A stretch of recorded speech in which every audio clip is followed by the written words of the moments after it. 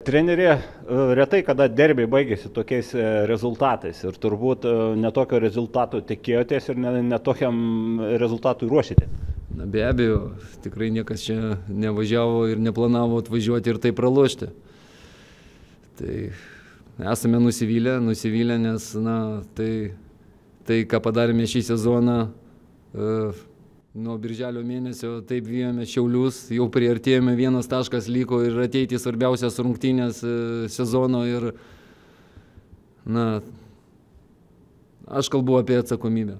Šituose rungtynėse aš galiu tik tai kalbėti apie atsakomybę, nes tas pirmas kėlinys, jis mane visiškai tenkino, nors mes ir pralošinėjome, mes buvom, manau, tikrai geresnė komanda, sukūrėme irgi daug momentų prie varžovų vartų ir kontroliavome žaidimą ir tai tik tai buvo laiko klausimas, bet tai, kas atsitiko paskutinę sekundę, galima sakyti, pirmo kėlinio, aš negaliu paaiškinti, man trūksta žodžių, žaidėjas, kuris turi kortelę, tai pasielgti, tai tik tai pavedė visą komandą.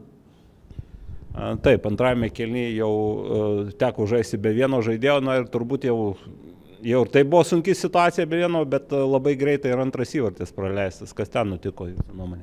Be abejo, standartinė situacija ir žinojome, kad jie agresyvūs, jie gerai žaidžia prie standartinių situacijų. Taip, prasileidom gana anksti tą antrą įvartį, o tai davė dar daugiau jiems pasitikėjimo ir viską, ką jie kūrė tranzicijose, buvo agresyvūs, jie ir įmušė dar keletą įvarčių. Vis tiek jau šios rungtynės, kaip jos besibaigti, jau yra istorija, jūsų laukia dar 2 susitikimai ir abu vėl su tais pačiais žaliai baltais, su žaliai baltom spalvom. Ką sakėte savo, gal dar nesakėte savo komandai apie ateitį, bet ką tada sakysite prieš likusias rungtynės? Ateitis tokia, kad dabar ir Kauno Žalgiris turi dar galimybę.